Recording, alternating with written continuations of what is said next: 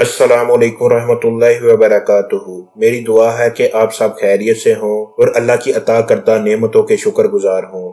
آج ہم ایک ایسی عادت کے بارے میں بات کریں گے جو ہماری محفلوں میں عام ہو چکی ہے، لیکن یہ عادت نہ صرف دین اسلام کے خلاف ہے بلکہ ہماری دنیا اور آخرت دونوں کے لیے نقصان دہ ہے۔ جی ہاں، میں بات کر رہا ہوں دوسروں پر الزام تراشی، غیبت اور خود کو ہر حال میں دوسروں سے بہتر ثابت کرنے کی۔ کیا آپ جانتے ہیں کہ غیبت اور دوسروں پر بیجا تنقید قرآن و سنت کی روشنی میں کس قدر سخت گناہ ہے؟ کیا ہم واقعی اپنی ایسی باتوں سے اپنے اعمال کو برباد کر رہے ہیں؟ اسلام محبت، بھائی چارے اور دوسروں کی عزت کرنے کا درس دیتا ہے، لیکن بدقسمتی سے اکثر محفلوں میں ہم اپنی برتری ثابت کرنے کے لیے دوسروں کی برائیاں کرتے ہیں، غیبت کرتے ہیں اور الزام تراشی کے ذریعے انہیں نیچا دکھانے کی کوشش کرتے ہیں۔ اللہ تعالیٰ نے قرآن پاک میں ارشاد فرمایا، اور نہ ہی تم میں سے کوئی کسی کی غیبت کرے۔ کیا تم میں سے کوئی یہ پسند کرے گا کہ اپنے مردہ بھائی کا گوشت کھائے؟ بے شک تم اس سے نفرت کرو گے۔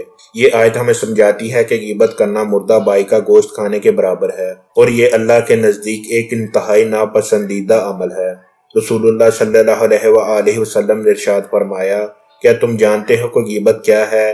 صحابہ نے عرض کیا، اللہ اور اس کا رسول بہتر جانتے ہیں۔ آپ صلی اللہ علیہ وآلہ وسلم نے ارشاد فرمایا، اپنے بھائی کی غیر موجودگی میں ایسی باتیں کرنا جو اسے ناگوارا گزریں۔ ایک اور جگہ رسول اللہ صلی اللہ علیہ وآلہ وسلم نے ارشاد فرمایا، جو شخص اللہ اور قیامت کے دن پر ایمان رکھتا ہے اسے چاہیے کہ یا تو اچھی بات کرے یا خاموش رہے۔ یہ احادیث واضح کرتی ہیں کہ دوسروں کے بارے میں بری باتیں کرنا یا انہیں نیچا دکھانے کے لیے الزام تراشی کرنا اسلام کے اصولوں کے خلاف ہے۔